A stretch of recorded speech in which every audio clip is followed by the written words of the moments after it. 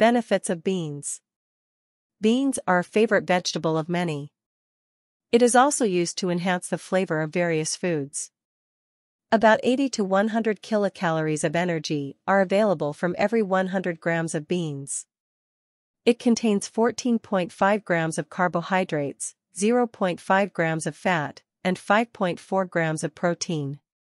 It also contains calcium, potassium, magnesium, iron, vitamin C, folic acid, beta-carotene, vitamin A, phosphorus, zinc, and vitamin B complex. Beans also contain a small amount of vitamin K. Beans are very nutritious food. As this vegetable has a good amount of fiber, it keeps the stomach clean and prevents constipation. Beans lower blood cholesterol levels. This vegetable works great as an antioxidant and boosts immunity in children.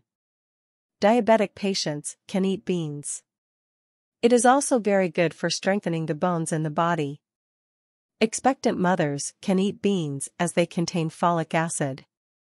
Beans are also very beneficial for the skin. Beans increase the brightness of the skin and improve eyesight.